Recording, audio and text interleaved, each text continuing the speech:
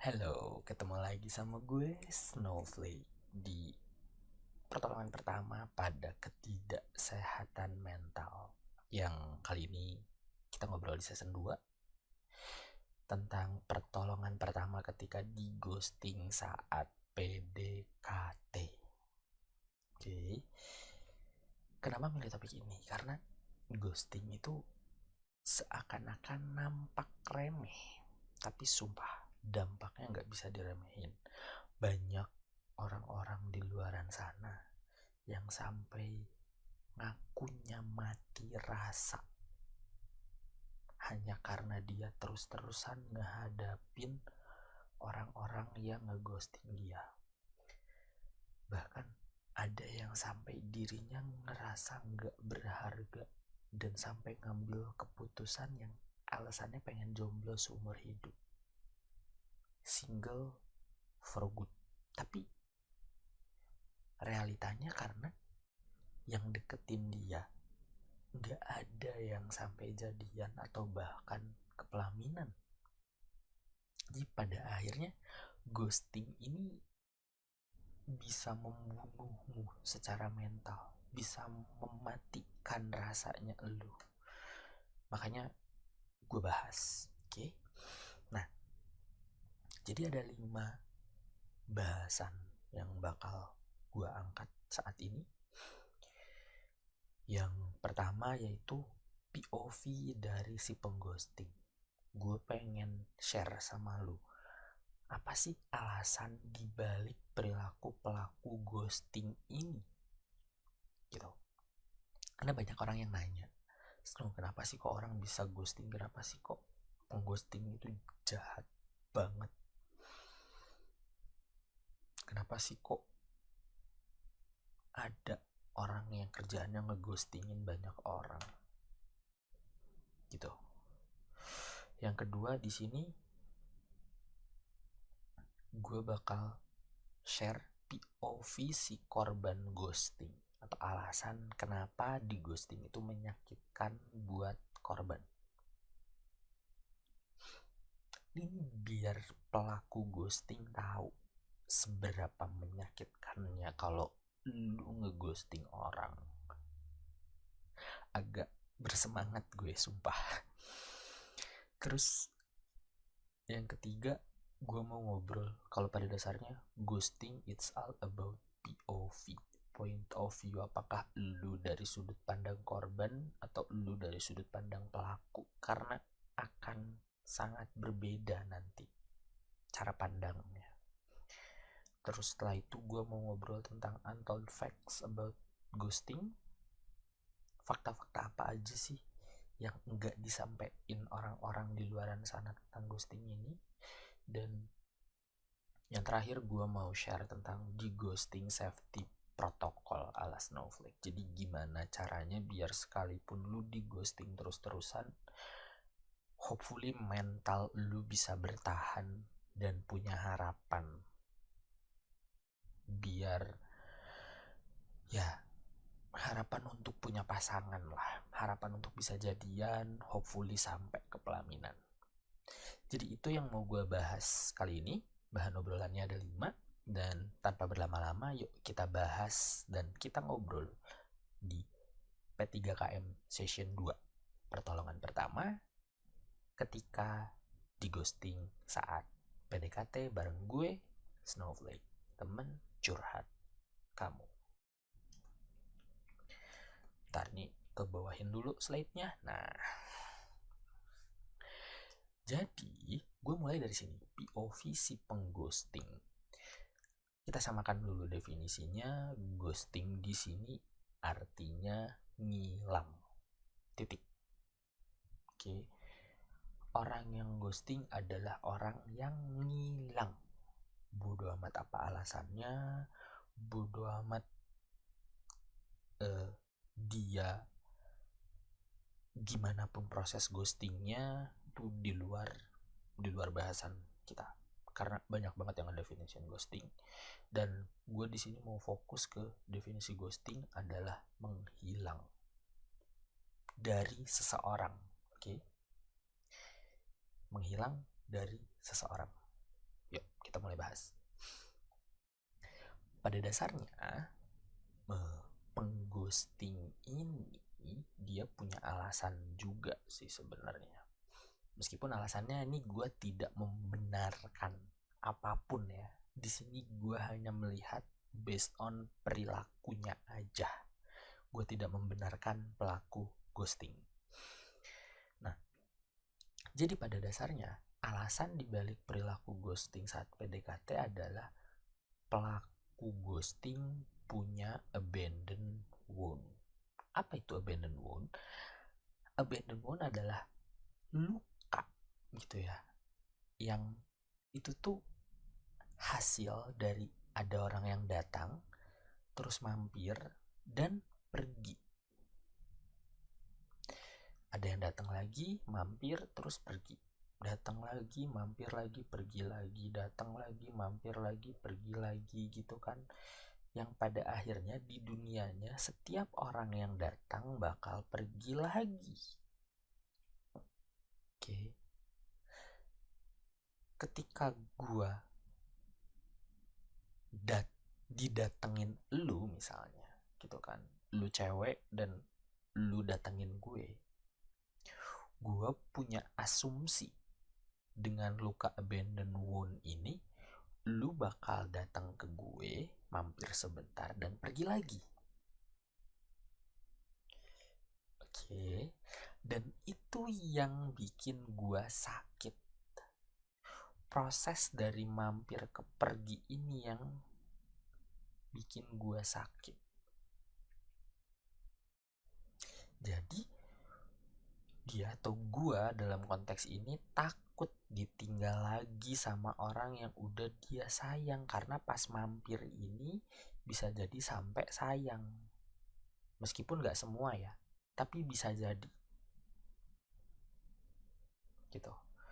Nah, rasa sakit ini yang gak mau gua alamin lagi. Rasa sakit karena orang mampir terus pergi, mampir pergi, datang mampir pergi, datang mampir pergi. Gue nggak mau ngelaluin rasa sakit itu lagi. Dan di titik itu gue ngerasa gue adalah korban. Pelaku ghosting ini adalah korban. Oke, bisa dipahami sampai sini? Korban dari orang yang datang, mampir, terus pergi. Yang ini ninggalin, dan ini bentar, aduh ini gue nggak ngelihat ke sini sih. Wait, ini harus agak bawah kamera guanya. Oke, atau gue pindahin deh. Di sini pergi.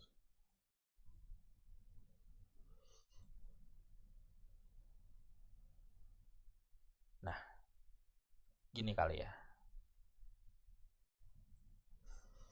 Biar kelihatan soalnya gue nggak sadar karena gue ngelihat ini layar review, ini layar gue ngobrol jadi gue nggak ngelihat. Nah, yang pergi ini ninggalin luka. Ninggalin luka. Apa nama lukanya? Ini lukanya, abandon wound. Luka karena ditinggalin orang mulu di akhir. Oke, bisa dipahami sampai sini? Nah, jadi pada dasarnya pelaku ghosting ini, perilaku pelaku ghosting ini adalah respon dari korban abandon wound. Gitu loh guys. Korban abandon wound yang pada akhirnya ngehasilin dua kecenderungan perilaku. Yang satu ngusir sekuat tenaga, yang satu mempertahankan sekuat tenaga. Nah, ngilang ini adalah bentuk ngusir sekuat tenaga. Atau di sini berjuang itu adalah bentuk mempertahankan sekuat tenaga. Karena ada yang PDKT itu berjuang, PDKT itu effort di sini tuh, gitu kan. Tunjukin dong usaha lu gitu. Nah, orang-orang yang mengedepankan perjuangan, orang-orang yang mengedepankan usaha, orang-orang yang mengedepankan effort, itu juga luka atau manifestasi atau bentuk perilaku dari korban abandoned wound yang ini mempertahankan sekuat tenaga. Tapi di sisi lain ada juga yang mengusir sekuat tenaga, ada yang hilang, ada yang cuek, ada yang dingin gitu kan, ada yang ngobrol ngedeketin dia mah dia kayak kutub utara anjir, tiis pisan gitu kan. Itu proses dia untuk mengusir orang-orang biar dia nggak ngerasain sakit lagi, ditinggalin lagi gitu. Nah, karena kita fokusnya ke ghosting di sini, highlightnya bakal di ngilangnya ini, dengan catatan orang ini mengusir sekuat tenaga dengan cara ngilang. Oke. Pada akhirnya, arti ghosting buat pelaku atau pengghosting itu mengusir sekuat tenaga, yang ini tuh bentuk perlindungan diri biar nggak ngerasa ditinggal lagi. Ketika ada orang datang, mampir, pergi. Nah, proses dari sini dan si proses ininya yang nyakitin gitu.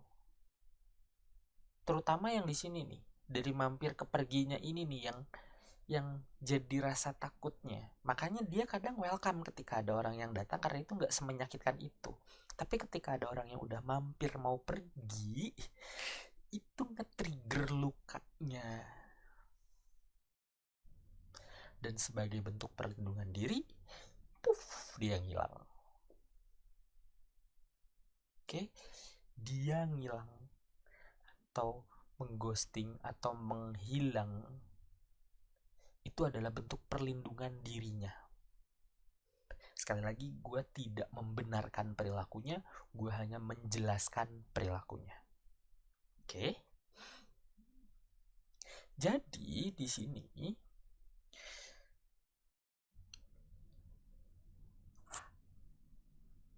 ada hal yang hidden fact yang perlu gue ungkap sama lu.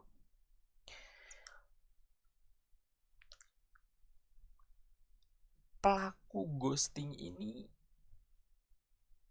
hasil transisi dari korban jadi pelaku. Awalnya dia korban.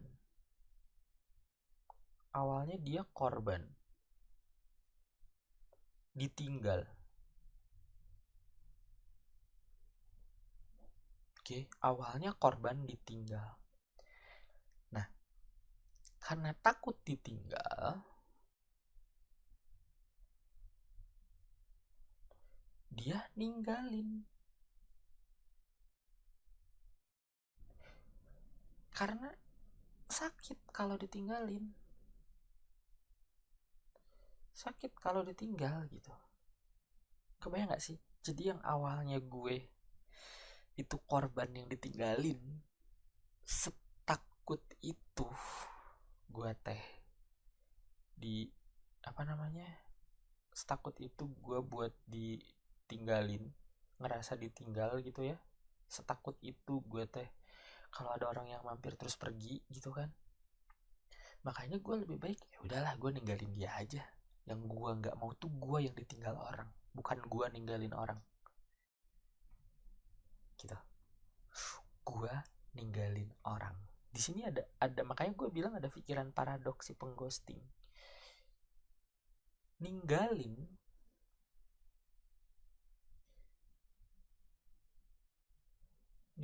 ini bentuk perlindungan diri.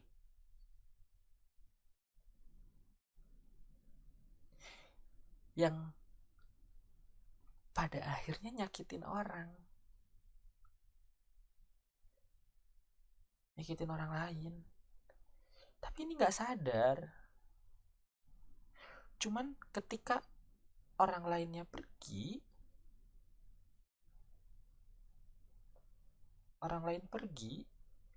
eventually dia kesakitin juga. Jadi ada paradoks di sini, dia tuh posisi kesakitan, ditinggal, terus dia ninggalin, dan ketika orang yang ditinggalin itu pun pergi, dia kesakitan lagi, dan begitulah siklusnya. Jadi pada akhirnya si pengghosting ini juga nyakitin diri sendiri.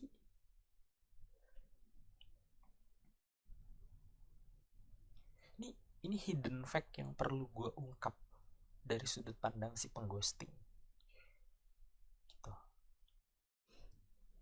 Gimana? Bisa dipahami sampai sini? Oke, kita lanjut ya. Nah, sekarang gue mau bahas POV dari si korban ghosting. Dan kenapa sih di ghosting itu menyakitkan untuk si korban? Oke, kita bahas ya.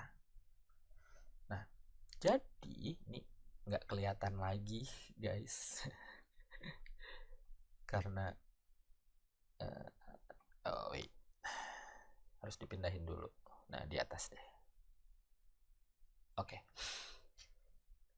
Nah, jadi dari sudut pandang korban, kenapa ghosting itu menyakitkan? Karena ini ninggalin abandon wound plus ada trust wound juga di situ. Oke. Kalau kita ingat lagi, pelaku ghosting berawal dari korban ghosting. Sekali lagi gue ulang, pelaku ghosting adalah korban dari perilaku ghosting. Yang kita bahas sekarang dari sudut pandang korban. Kenapa bisa semenyakitkan itu?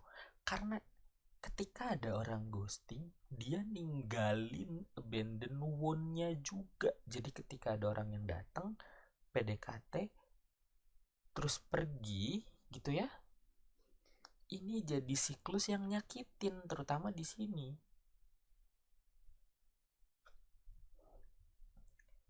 Jadi ini luka layer 1, trust wound ini luka layer 2.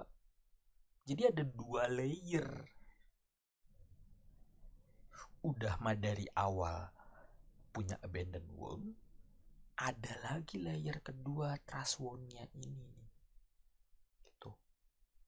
Nah, dari abandon wound sama trust wound ini ninggalin atau munculin ketakutan ke korban kalau ada yang mulai PDKT berakhir hilang. Jadi ketika lu korban ghosting, ada orang yang datang ke lu dengan niat lu udah ngebaca sebagai PDKT gitu ya, ngedefine sebagai PDKT, maka di situ udah mulai muncul tuh si ketakutannya. Bentar bos, lu mau PDKT sama gua? Oke, lu mending diem di situ, jangan kemana-mana dulu. Oke, gue sakit nih sekarang posisinya, gue habis di ghosting. Orang yang PDKT sama gue hilang, padahal gue udah tertarik banget sama nih orang, tapi dia hilang. Jadi lu diem di situ. Pada akhirnya proses PDKT-nya nggak jalan. Karena nggak jalan, jadinya either lu yang secara nggak sadar menghilang dan jadi pelaku ghosting untuk orang itu, atau dia yang menghilang jadi korban ghostingnya lu. Dua-duanya gak enak. Gara-gara satu kata ghosting doang nih, goblok emang, anjing, kesel gua. Nah, ditambah kalau korban itu pada akhirnya ada rasa takut karena nggak ada yang bisa dipercaya buat stay sampai pelaminan. Harapannya PDKT ini kan pengen kesini nih gitu loh. Tapi sekarang yang deketinnya aja hilang-hilangan, gimana bisa dapet pasangan gitu. Kecuali kalau memang lu tipikal yang nggak pakai pacaran atau PDKT langsung ke pelaminan, ya itu di luar bahasan kita. Tapi ketika ada proses yang harus lu lalui gitu ya, dan PDKT ini jadi hal yang krusial sebelum ke pelaminan, dan bahkan mungkin perlu pacaran dulu sebelum ke pelaminan. Nah, di sini nih ketakutannya. Karena yang PDKT aja pada pergi, gimana gue bisa pacaran sampai pelaminan? Atau gimana dari PDKT bisa langsung ke pelaminan? Calonnya aja nggak ada gitu. Orang pada pergi semuanya. Ini POV korban ghosting. Makanya sangat menyakitkan buat korban. Bisa dipahami sampai sini? Oke. Tapi gue mau ngungkapin lagi hidden fact-nya dari korban ghosting. Di sini hidden fact-nya adalah di ghosting itu nyakitin kalau korban punya harapan buat jadian sama pelaku. Tanpa harapan jadian di ghosting tuh nggak semenyakitkan itu. Misalnya di sini ada yang namanya Claire, kan? Sini ada yang namanya Joe sama siapa namanya cowok, Gabriel misalnya, cowok ya ini. Nah, Claire ke Joe ini punya harapan, sedangkan ke Gabriel nggak punya gitu. Nah, dua-duanya ini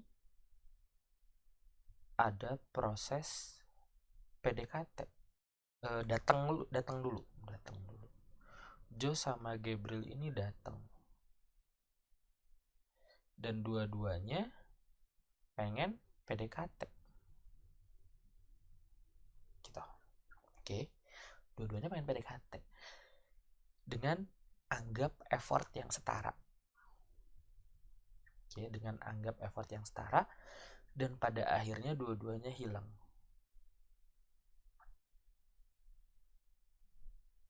Oke, Claire didatengin sama Joe sama Gabriel. Di sini punya harapan jadian, di sini nggak punya harapan jadian. Oke, dua-duanya PDKT dengan effort yang setara, terus dua-duanya hilang. Oke, konteksnya ngerti ya sampai sini ya. Nah, Claire bakal nganggap Joe ini ghosting, dan Gabriel ini enggak. Kenapa? Karena gini, Joe ini adalah sosok yang Claire mau. Dia berharap buat bisa jadian sama Joe. Joe ini orang yang spesial.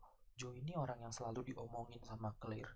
Joe ini orang yang selalu diceritain ke semua orang bahwa Joe ini tipe idealnya Claire.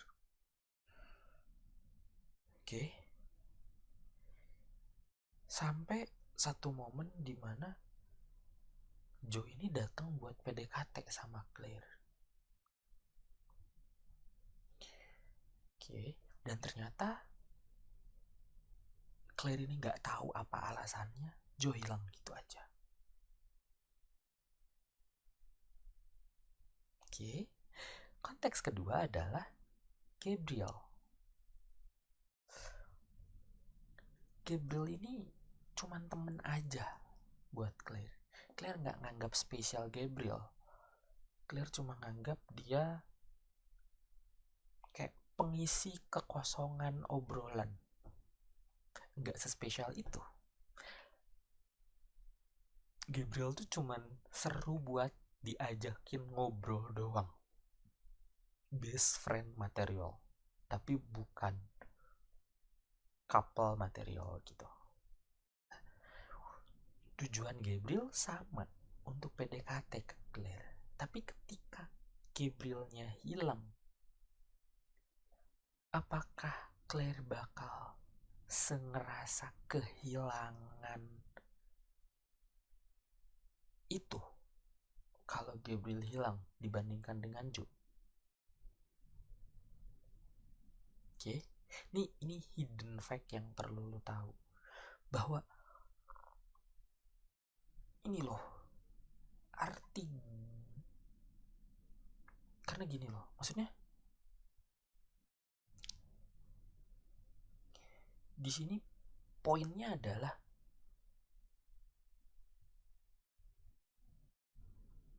korbannya di sini Claire dan pelakunya Joe ini kayak anjing, senyakitin itu loh buat Claire. Dan Claire di sini jadi punya POV gitu. Claire ini punya POV, nggak ada orang yang mau stay sama dia sampai pelaminan. Padahal mungkin siapa tadi teh, Gabriel mau, Joe enggak gitu. Joe enggak. Tapi karena Gabriel di sini melihat ketertarikannya Claire yang tidak setertarik itu untuk jadi couple, makanya dia pergi. Padahal dia mau stay sampai pelaminan. Cuman Joe, entah apapun alasannya gitu ya, anggap kita nggak tahu POV pelaku sebelumnya. Joe ini karena nggak tahu apa alasannya, dia tiba-tiba hilang gitu aja. Kebayang nggak sampai sini? Padahal kalau Claire nanya ke Gabriel, possibility-nya dia bisa aja mau gitu loh. Atau enggak ya nggak tahu, tapi consider dia mau deh. Berarti sebenarnya ini salah dong. Gitu. Nah, pada akhirnya Claire punya pandangan, karena dia di ghosting, itu tanda kalau dia nggak menarik dan nggak cukup berharga buat dijadiin pasangan hidup. Semenyakitkan itu loh ada di posisi korban ghosting tuh. Kebayang nggak? Dia takut ditinggal lagi, dan ternyata dua-duanya udah ninggalin. Dan dia semakin yakin bahwa cowok-cowok nggak ada yang mau sama dia. Dia nggak menarik. Dia nggak cukup berharga untuk dijadikan pasangan hidup. Nah, ini yang sangat menyakitkan untuk korban. Gila ya, emang sejahat itu loh efek ghosting.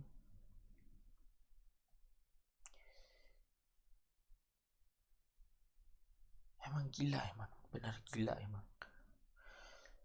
Nah, jadi karena di ghosting itu emang senyakitin itu, makanya gak mau ngerasain lagi di ghosting atau hilang. Itu sakit. Makanya awalnya dari korban jadi pelaku. Dan ini jadi cycle. Gue bilangnya cycle MLM ghosting. Jadi dari Claire, anggap di sini ada Joe. Jadi berawalnya sebenarnya dari Joe dulu gitu. Berawal dari Joe ke Claire, terus dari sini ke Gabriel. ini asalnya korban jadi pelaku gitu kan, yang korbannya ini Claire, dan di sini Claire-nya jadi korban dan melakukan itu ke Gabriel, melakukan ghosting ke Gabriel, dan mungkin nanti Gabriel melakukan lagi ke siapa nggak tahu. Jadi gue bilangnya cycle MLM ghosting, berawal dari korban jadi pelaku, pelaku ninggalin lagi luka buat korban, korbannya jadi pelaku, pelaku ninggalin lagi korban, dan korban jadi pelaku. Terus aja kayak gitu siklusnya. Gue bilangnya cycle MLM ghosting. Gila ya emang ghosting ini. Remeh, tapi efeknya nggak bisa diremehkan.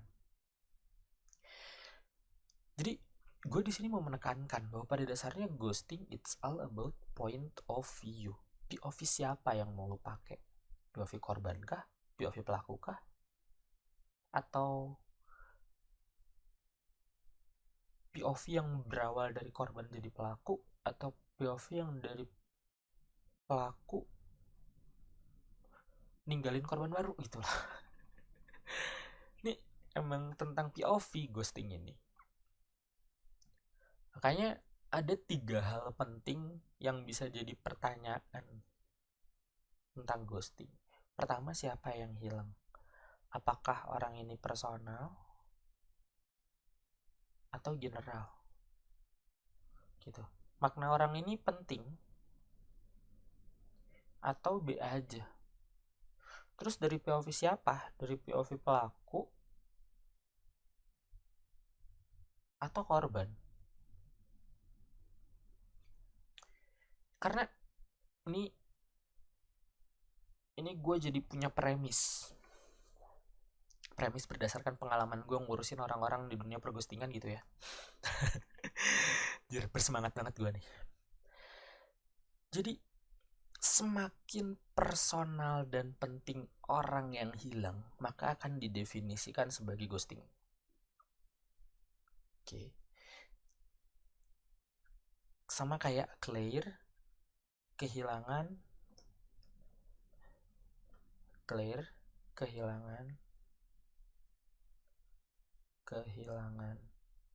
Joe.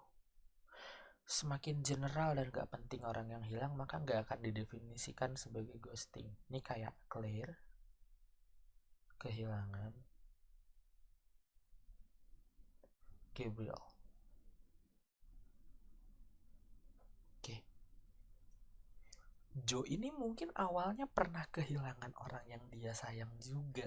Makanya dia ngalamin ghosting dan dia secara gak sadar ngelakuin itu ke Claire. Yang mungkin Claire dapat lukanya dari Joe, terus ninggalin lukanya ke Gabriel. Tapi ya balik lagi, cycle MLM ghosting ini bakal terus nambah orangnya. Cuman poinnya ini yang penting. Poinnya perlu digarisbawahi ya. Jadi yang ngasih gelar pelaku ghosting ke seseorang itu tergantung banget sama subjektivitas korban. Korban yang nentuin pemberian gelar pelaku ghosting. Dan korban punya social power buat menentukan gelar ini. Jadi nanti Claire berhak buat bilang Joe ini pelaku ghosting gitu.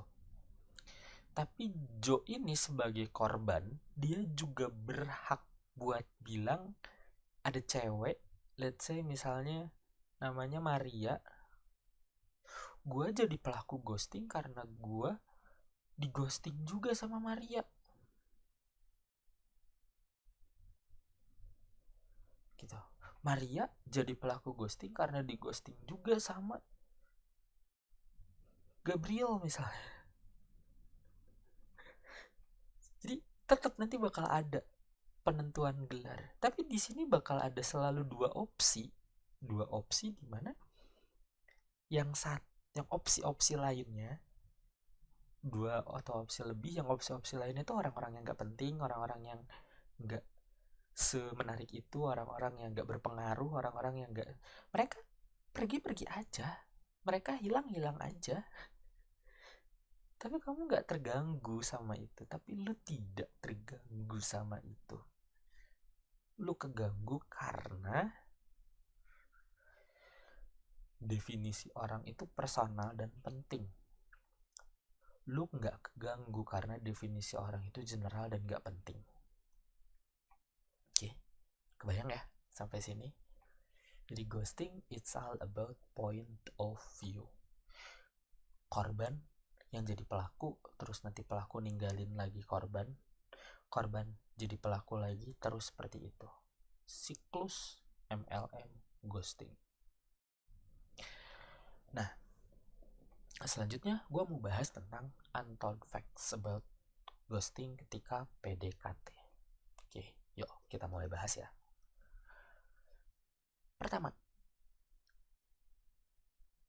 pelaku enggak selalu ngerasa kalau dia udah ngeghosting korban, tapi korban sangat ngerasain kalau dia dighosting pelaku. Oke, jadi balik lagi, karena ghosting untuk pelaku ini adalah self defense, jadi dia nggak akan secara sadar dan terang-terangan ninggalin. Dia bahkan nggak tahu, nggak aware udah ninggalin tuh nggak aware. Karena buat dia meninggalkan orang lain itu sebagai bentuk pertahanan diri biar dia nggak ngerasa ditinggalin lagi. That's it. Tapi ghosting untuk korban ini kayak jatuh gitu dan terluka. Ibaratnya kayak ghosting tuh dia tuh lagi lari ngejar gitu kan, lari ngejar terus kesandung, jatuh, luka, terus kayak teriak-teriak, ih brengsek lu lari dari gua, lu awas lu ya bikin gua jatuh kayak gini, padahal lu sendiri yang kesandung sama jatuh. Nah karena lu pernah jatuh dan terluka, makanya lu gak ngejar lagi. Ada orang yang dateng yang asalnya lu kejar gitu kan, dia pergi lu kejar terus jatuh gitu kan, ya udah dia ada yang datang pergi, ya udah pergi aja gitu, karena lu tahu ketika lu ngejar lu takut kesandung lagi, lu jatuh dan terluka lagi. Makanya untuk korban ini sangat aware kalau dia jadi korban. Nah, di sini memang korban bakal ngegede-gedein dan nyala-nyalahin si pelaku ghosting. Lu sih ninggalin gue pas gue lagi sayang sama lu, tapi nggak ngasih tahu kalau sayang gitu loh, nggak ngasih tahu kalau tertarik, cuman karena hilang jadinya lu sih, lu ghostingin gue, lu jahat sama gue, lu ghostingin gue, lu bikin gue sakit, lu bikin gue ini, lu bikin gue itu, lu semuanya ke pelaku, larinya ke pelaku. Tapi masalahnya si pelaku ghosting tuh gak ngerasa salah dan malah cuek udah ngeghosting anak orang, karena buat dia itu nature mungkin. Udah biasa. Biasa dalam artian takut, ngerasa takut. Wait, tulisan gua ngerasain ditinggal. Makanya ninggalin duluan.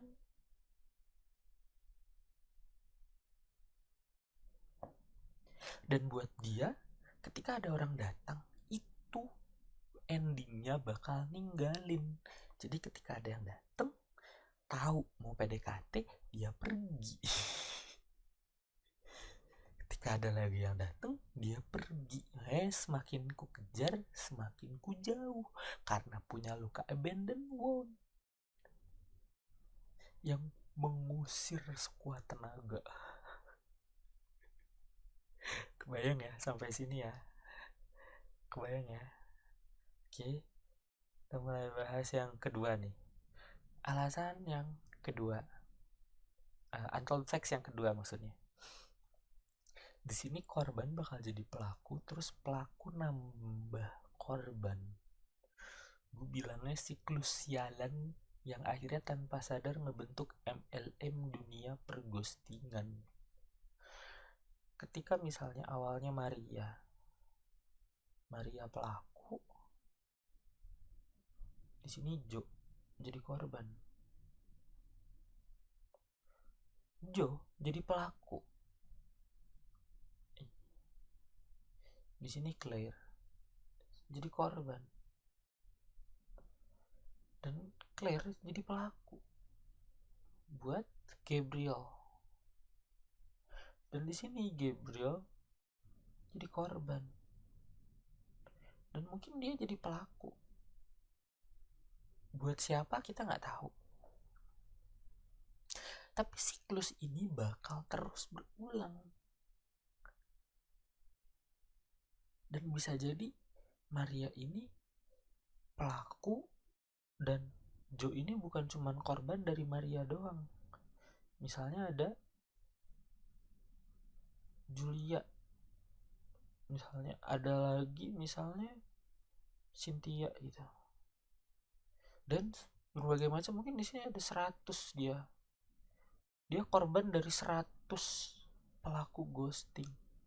Dan Claire ini pun mungkin korban 50 orang, dan Gabriel juga ini korban dari 100 orang atau berapa orang, kita nggak tahu. Kita nggak pernah tahu. Jadi pada dasarnya mau pelaku atau korban, itu dua-duanya kesakitin. Pegel kaki gue, sila soalnya. Oke. Jadi mau pelaku atau korban, ini tersakiti semua. Oke, bisa dipahami sampai sini? Nah, akhirnya gini nih. Ini format MLM-nya nih. Format dalih MLM. Oke. Dengan dalih terluka, maksudnya nah situ dulu deh ya lu. Dengan dalih terluka yang akhirnya jadi dasar untuk ngelukain orang lain lagi. Tapi ini nggak sadar ya. Ada yang nggak sadar. Fokus gue untuk orang-orang yang nggak sadar. Kalau orang-orang yang sadar untuk menyakiti orang lain dengan cara ngilang, itu gue kutuk. Bila perlu jadi rumah batunya Patrick. Sumpah, gue sama sekali tidak mendukung perilaku ghosting. Tapi untuk orang-orang yang gak sadar, ini gue ngobrol untuk khusus orang-orang yang gak sadar. Dan makanya tanpa sadar ninggalin luka buat orang lain dan siklusnya berjalan lagi. Jadi Jo ini punya luka dari Maria, Jo ini punya luka dari Julia, Jo ini punya luka dari Cynthia. Dan dia sebagai pelaku gak sadar lukanya ini udah numpuk. Rasa takutnya dia limpahin ke Claire, yang Claire ini jadi korban. Dan Claire ini mungkin dapatnya bukan cuma dari Jo, bisa jadi dapatnya dari Matt gitu kan misalnya, atau misalnya dari Asep gitu, atau dari siapa gitu yang di sini tuh akumulatif juga lukanya yang akhirnya memicu dia untuk melakukan ini ke Gabriel. Dan Gabriel ini juga melakukan lagi ke siapa nggak tahu gitu loh. Pada akhirnya siklusnya, karena gue terluka, gue nggak mau terluka lagi, tapi secara sadar gue ngelukain orang lain. Dan emang emang anjing sumpah siklus MLM-nya ghosting ini anjing emang, sumpah beneran kesel gue. Oke, kita langsung bahas ke obrolan ketiga, untold fact ketiga. Di sini perilaku ghosting dianggap remeh, tapi bisa ninggalin luka emosional yang mungkin bikin sakit jiwa. Iya banget. Gue pernah, ini cerita waktu kuliah ya. Gue pernah main ke salah satu lembaga permasyarakatan atau mungkin pemberdayaan orang-orang dengan gangguan skizofrenia. Di situ gue lupa apa cowok apa cewek gitu ya, anggap aja cowok. Dan si cowok ini ditinggal pas hari nikah.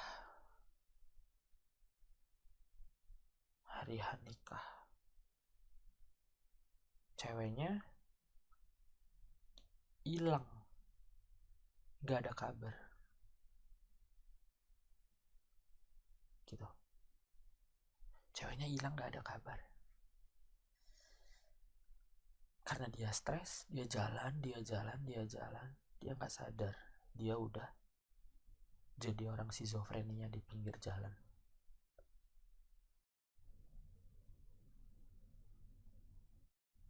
Kayak anjing,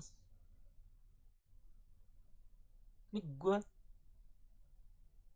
menekankan bahwa ghosting itu seakan-akan remeh, tapi cowok ini baru bisa ngobrol lagi normal itu 10 plus tahun.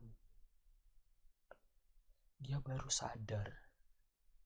Dia udah jalan jauh kesana kemari sampai masuk pemberdayaan untuk orang dengan skizofrenia itu. Kayak abi teh ngeh. Ini bahasa Sunda ya, nanti gue translatein. Abi teh sadar-sadar terus 10 tahun langkung ti kajantenan eta teh. Jadi dia sadar 10 tahun baru sadar ada di tempat pemberdayaan itu. 10 tahun lebih loh. Aduh. Jadi jangan nganggap perilaku ghosting remeh ya. Sumpah, gak enak di ghosting tuh.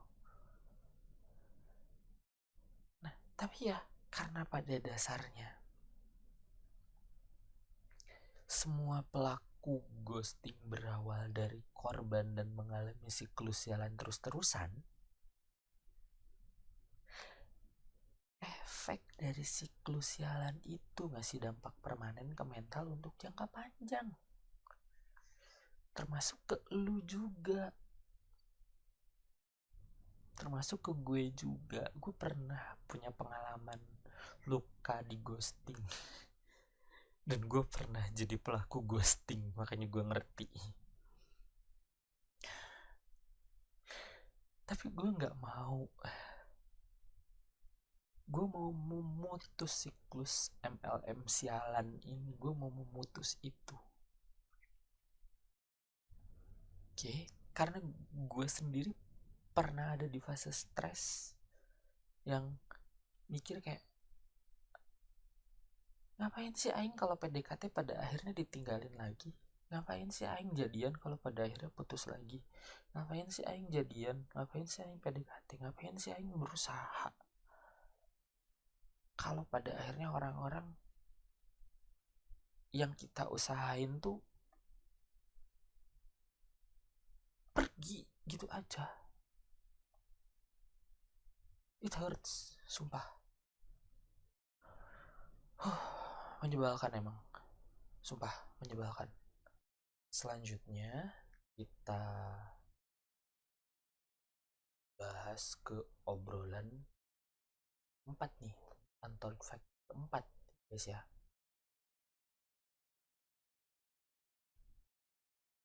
Ini fakta yang menyebalkan lagi, karena sekalipun lu udah punya pasangan, luka akibat siklus sialan ghosting ini gak akan hilang dengan sendirinya. Bentar, gue haus, gue minum dulu.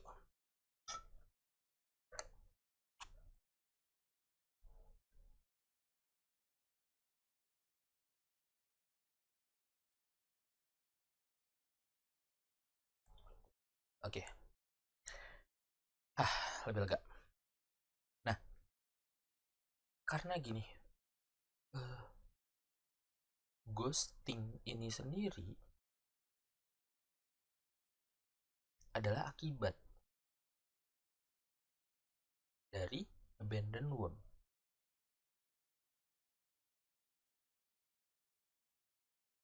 Oke, abandon wound ini ninggalin dua kecenderungan perilaku, ngusir atau pertahanin. Ini proses ghosting ketika PDKT. Abandon wound ini juga bisa ninggalin perilaku lain. Perilaku lain ketika kamu udah punya pasangan.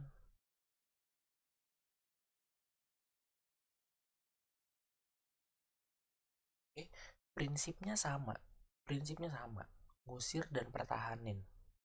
Tapi nanti perilakunya berbeda. Salah satunya adalah posesif. Posesif adalah bentuk perilaku lain dari abandon one ketika lu udah punya pasangan. Curigaan. Atau gampang bilang putus. Atau apapun itu yang akhirnya memicu luka takut kehilangan itu lagi dan lagi. Jadi jangan salah, ketika nanti lu putus pun, consider misalnya putus,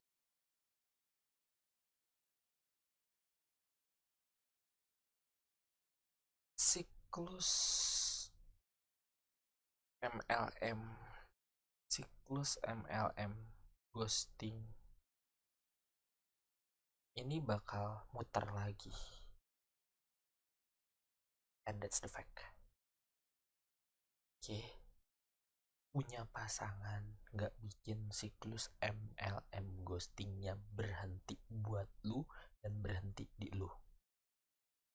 Pahamkan baik-baik. Nah, efek luka ghosting bisa kelihatan ke perilaku orang itu dalam hubungan. Either mempertahankan hubungan dengan segala cara atau segera mengakhiri hubungannya. Balik lagi yang udah gue bilang, abandon wound.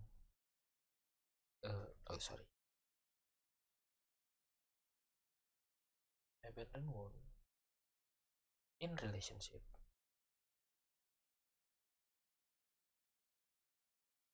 ini ya pertahankan atau udahan. Dan ini caranya dengan cara-cara yang dari titik baik-baik aja sampai titik ekstrim juga ada. Ada yang sampai karena dia curigaan banget untuk mempertahankannya, dia sampai nyawa private detektif buat pasangannya. Karena dia takut hubungannya hubungannya berakhir, dia jadi pengen cepet segera ngudahin hubungannya sama orang itu. Dan udah gitu masuk lagi siklus PDKT, ghosting PDKT, MLM PDKT, udah selesai. Siklus sialan itu gak akan berhenti sampai abandon wound-nya sembuh. Buat lo yang pengen nyembuhin abandon wound lo, boleh banget langsung kontak gue ya. Gue bakal bantu lo. I was there. Nah, yang kelima,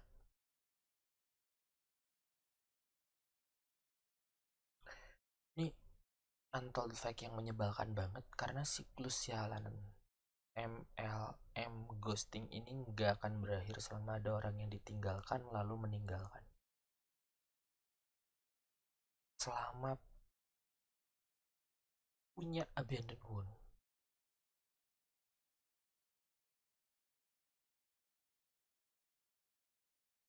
ghosting ketika PDKT itu bakal nungguin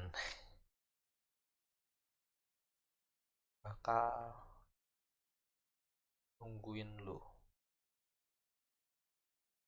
lama lu punya abandon wound.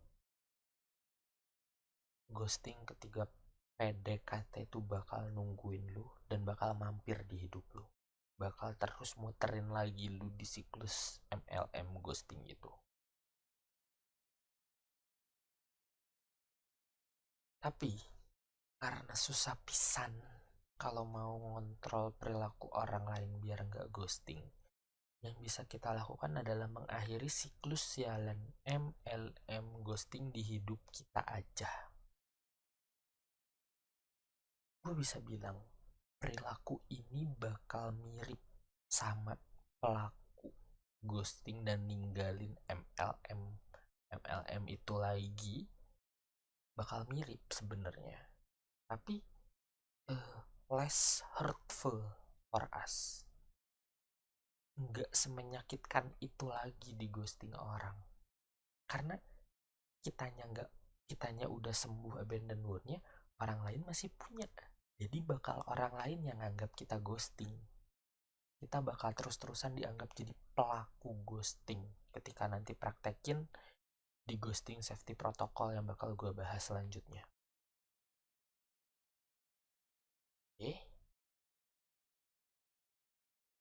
Jadi sekali lagi, kalau ngontrol perilaku orang itu susah pisan anjir, asli sih ya. Yang bisa dilakuin cuman ngakhirin siklus jalan MLM ghosting buat hidup kita aja. Caranya gimana, Snow? Yuk kita langsung bahas di ghosting safety protocol dengan pendekatan tanpa beban. Jadi karena kita fokusnya di sini PDKT gitu ya, pendekatan, maka gue pengen ngajak lu pendekatan tanpa ngerasa terbebani. Gimana caranya? Kita bahas. Jadi lagi ya. Nah, kita punya 4 mindset yang perlu diingat untuk pendekatan tanpa beban ini. Oke. Nah, mindset pertama adalah baper duluan boleh, bego jangan. Karena balik lagi, kita ngerasa di ghosting.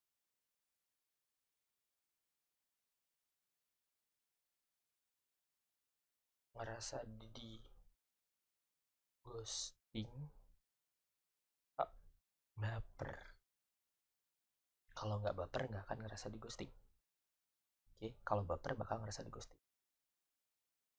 Selanjutnya, your heart safety, keamanan hati lu itu adalah prioritas utama lu. Di sini jadi orang egois. Gitu. Karena pada dasarnya, diakui atau enggak, semuanya egois. Orang yang ngeghosting, orang yang dighosting, dua-duanya egois. Kenapa? Karena dua-duanya korban dan dua-duanya pengen ngelindungin dirinya sendiri biar nggak disakitin lagi. Ketika orang lain ngelakuin itu untuk dirinya sendiri, maka lu juga punya hak yang sama untuk melakukan itu ke diri sendiri. Jadi pahami sampai sini?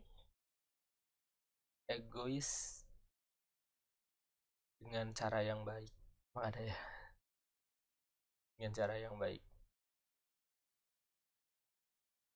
Yang ketiga, bukan pilihan terbaik kalau opsinya cuma satu. Biasanya orang ngerasa di ghosting karena pilihannya tuh terbatas. Pilihan terbatas. Pilihan terbatas plus baper duluan.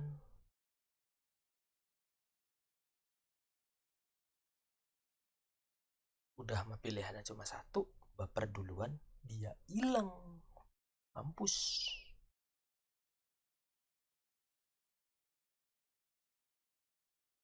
Jadi lu ngerasa di ghosting. Tapi balik lagi, bukan pilihan terbaik kalau opsinya cuma satu. Jadi kenalan aja dulu sama banyak orang, gak apa-apa. Ya, gak apa-apa kok. Nah, yang terakhir nih, judulnya juga cuma pendekatan. Belum tentu seriusan. Kita masih dalam proses pendekatan. Jangan hanya karena cocok satu dua hal, merasa dia beda, baper duluan, gak punya opsi, ditinggal, nangis. Gimana sih? Karena judulnya juga masih pendekatan. Kalau pendekatannya udah cukup kenal dan lu anggap mulai menuju seriusan, balik lagi ke mindset nomor 4. Bukan pilihan terbaik kalau opsinya cuma satu. Balik ke mindset nomor 2. Keamanan hati lu jadi nomor 1. Lu boleh egois karena dia kayak gitu juga buat ngelindungin dirinya sendiri. Lu juga kayak gitu buat ngelindungin diri lu sendiri, and that's fair. Dan balik lagi ke mindset nomor 1. Baper duluan boleh, jadi orang bego jangan. Oh emang kira-kira dia menurut lu nggak layak atau nggak bisa nih hidup sama orang yang punya karakter kayak gitu, jangan dilanjut. Lu pergi dari hidup dia.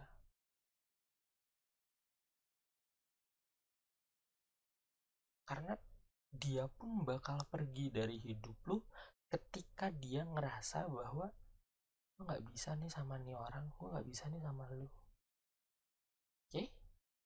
It, dunia itu bakal selalu seperti itu. Nah,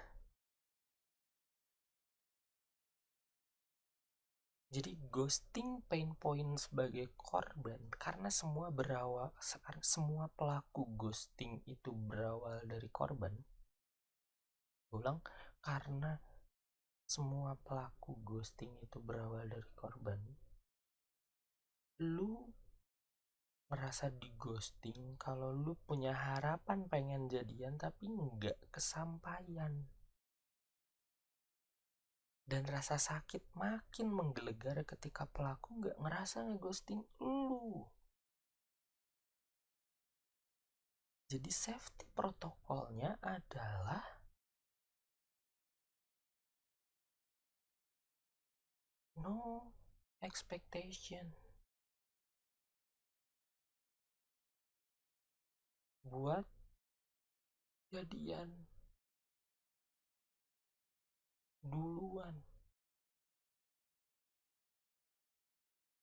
Karena ghosting pain pointnya itu harapan pengen jadian, makanya jadiin orang-orang yang deketin lu itu general dan gak bermakna. Jadi ketika dia pergi, lu gak kenapa-napa. Tapi ketika dia udah mulai personal dan penting, nah di sini mulai masuk ghosting safety protokol pertama. No expectation buat jadian duluan sampai lu tahu dia juga mau jadian sama lu. Karena ketika nanti lu udah tertarik duluan terus pengen jadian dan ditolak, lu bakal ngomong ke diri sendiri, kan lu sih tolol,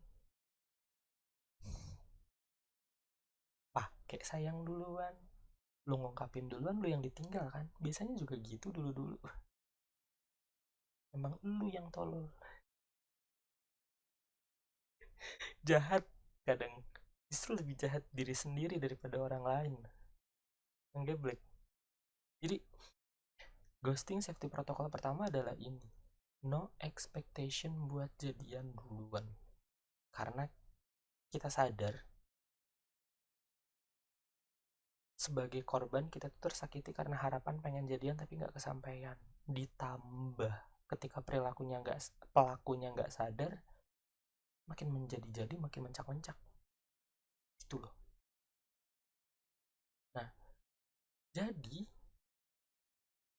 nyatanya nih ya, kamu tuh kesakitin sama harapan diri sendiri dan nyalahin perilaku yang di sini kurang. Nggak tahu menau.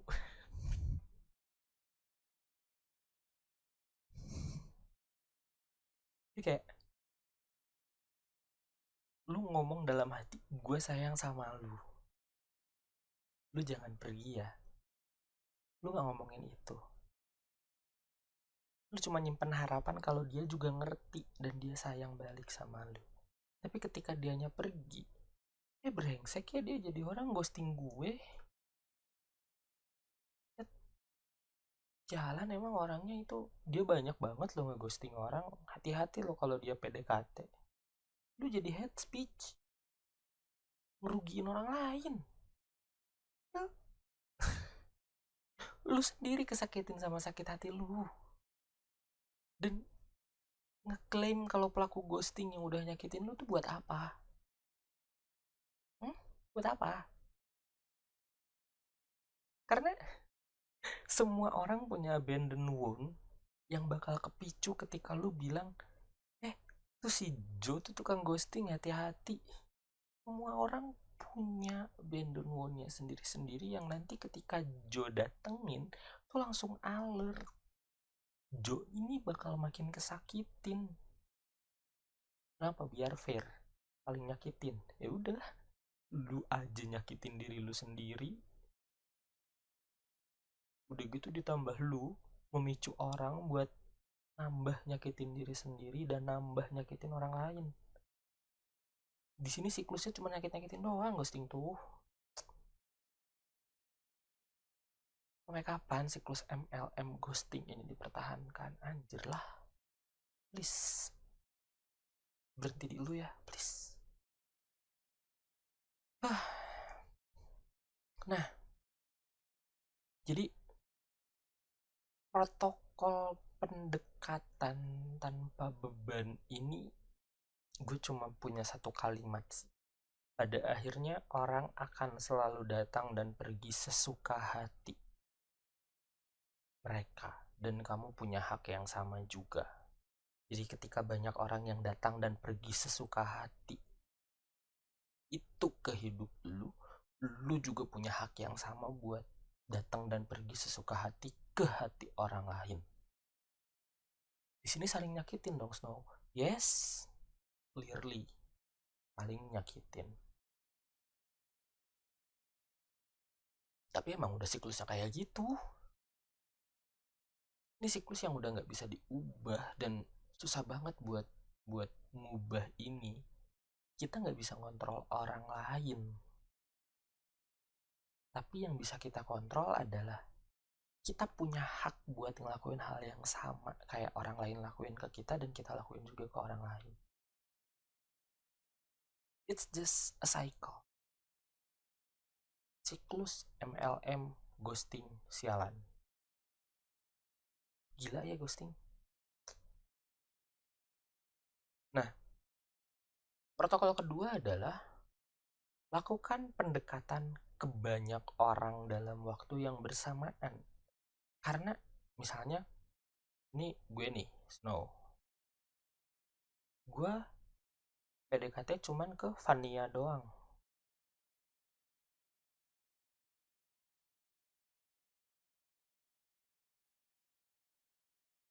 Nah, bakal beda value-nya ketika let's say gue cuman ngedeketin Vania 100%. Ketika Vania hilang, gue 0% dong. Gue nggak punya siapa-siapa lagi.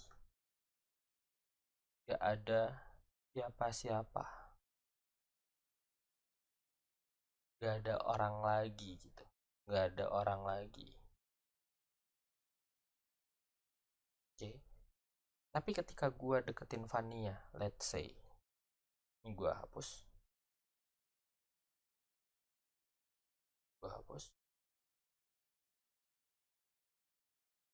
Let's say gue deketin Vania 35%, gue deketin Kania 35%, gue deketin Gloria 30%. Oke. Di sini judulnya pendekatan, bukan seriusan.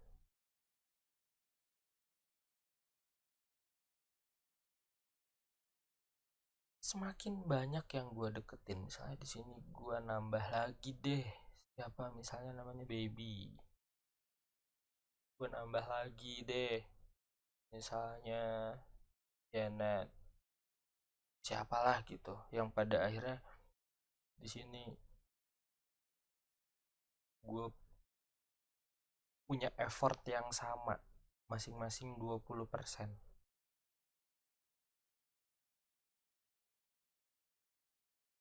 Oke. Ketika gue let's say kehilangan Baby, effort 20% ini bisa gue bagiin ke 4 orang ini. Atau gue tambah cewek lagi. Misalnya Claire.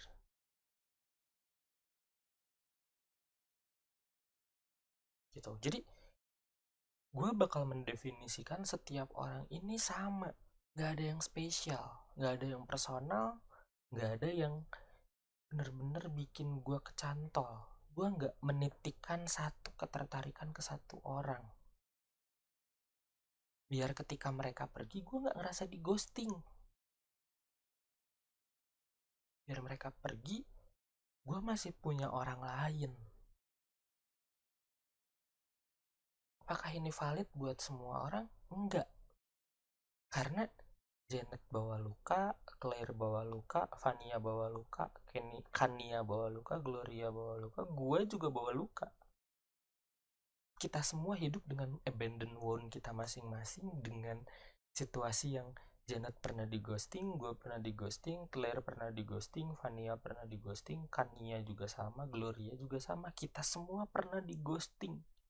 Kita semua pernah jadi korban dan kita semua pernah jadi pelaku. Yang penting kitanya balik lagi ke mindset. Mindset itu di awal. Your heart safety is your own priority. Egois dengan cara yang baik untuk diri sendiri. Gak apa-apa, gak apa-apa, gak apa-apa. Nah kalau bukan diri lo yang lindungin diri sendiri, siapa lagi? Dan itu gak apa-apa. Oke, lanjut. Bentar, tadi itu sampai sini ya. Oke, jadi pendekatan bukan seriusan dan ke banyak orang karena terbaik itu kalau ada pilihan.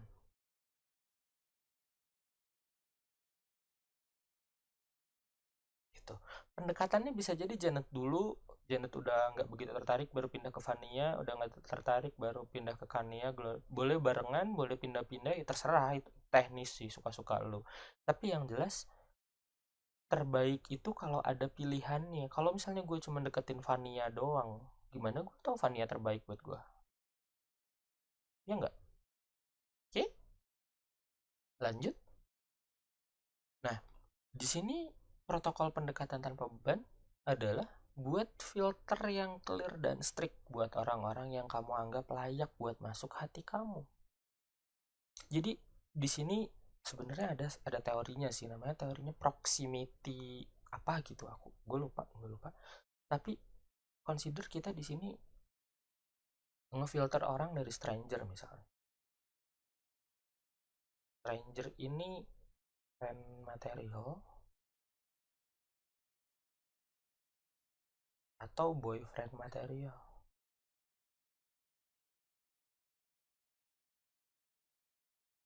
Yang friend ini nanti bakal jadi best friend, yang boyfriend ini nanti bakal jadi couple. Sorry, ini jam setengah 12 malam. Gila. Nah, jadi di sini mulai filter aja yang mana yang friend material, yang mana yang boyfriend material, and prove it seiring berjalannya waktu.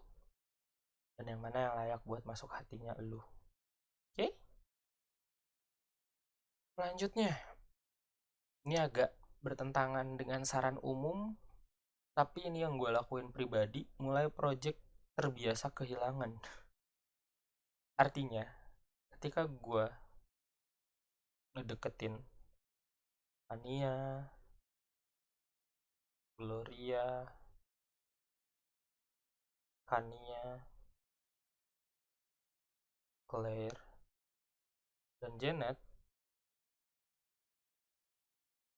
di sini ekspektasi gue cuma satu, or di pikiran gue bakal kehilangan mereka.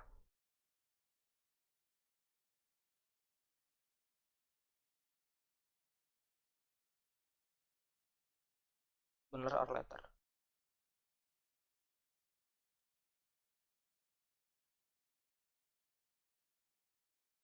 Responnya tinggal ganti aja. Nah, ini tuh kayak otot. Terbiasa kehilangan ini kayak otot. Semakin lu terbiasa kehilangan orang-orang yang di sekitar lu, semakin otot lu kuat. Tapi karena lu nggak sadar, jadinya lu nganggap itu sebagai sebuah malapetaka, sebuah rasa sakit. Tapi kalau lu ingat-ingat, iya juga ya, gue udah ditinggalin ini, gue masih hidup. Cuman emang lukanya aja sih belum sembuh. Tapi gue makin terbiasa kehilangan orang-orang yang deketin gue. Gue udah terbiasa banget sih digituin. Nah, kalau lu belum terbiasa, biasakan. Karena pada akhirnya balik ke protokol ini. Orang akan selalu datang dan pergi sesuka hati mereka. Lu perlu membiasakan diri untuk orang yang datang dan pergi sesuka hati ke hidup lu. Karena lu pun akan seperti itu ke mereka. Jadi pahami ya? Jadi mulai project untuk terbiasa kehilangan, untuk ningkatin ototnya lu biar terbiasa kehilangan. Gila ya? Tapi works buat gue. Cobain ya, lu cobain ya. Oke? Dan yang kelima, di sini naikin kualitas diri sampai nggak ada orang yang mau pergi dari hidup lu lagi. Ini yang paling penting sebenarnya. Biasanya orang-orang pergi karena nggak ngelihat kualitas tertentu yang bikin mereka stay. Gitu. Atau tidak sejalan, atau tidak sefrekuensi. Tapi poin gue di sini, gue ingin menekankan naikin kualitas diri lu sampai nggak ada orang yang mau pergi dari hidup lu. Naikin kualitas diri lu sampai orang betah ada di circle lu. Naikin kualitas diri lu biar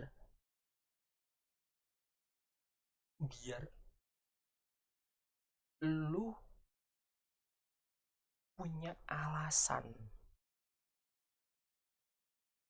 buat milih orang-orang di sekitar lu, karena my quality tuh kayak gini, lu nggak bisa ada di hidup gue karena kualitas gue, karena lu pun digituin sama orang berkualitas. That's fair, that's life, it's okay. Okay, it's okay to filtering people, it's okay buat ngeghosting orang. Dan lu pun perlu ngerasa it's okay di ghosting orang.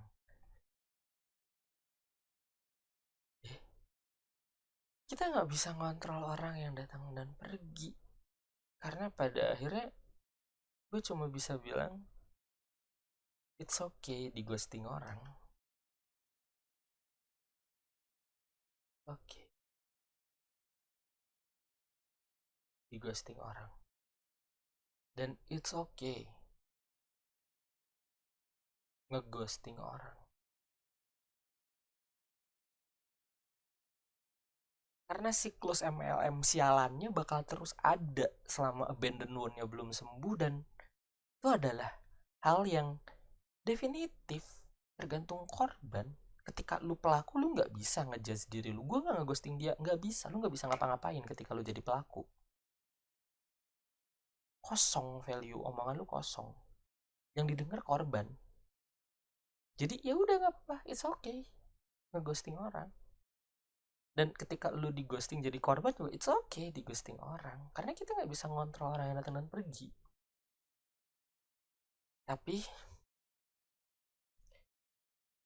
nih kalimat penutup dari gue, kita bisa kontrol siapa yang dianggap layak buat stay di sekitar kita. Sekali lagi, kita bisa kontrol siapa yang dianggap layak buat stay dan ada di sekitar kita. Jadi segitu guys untuk pertolongan pertama pada ketidaksehatan mental session 2 dengan tema pertolongan pertama ketika di ghosting saat PDKT. Thank you guys buat nonton dari awal sampai akhir, dan see you di P3KM sesi-sesi selanjutnya. Nanti ketemu lagi nanti ketemu lagi sama gue, Snowflake, temen curhat kamu.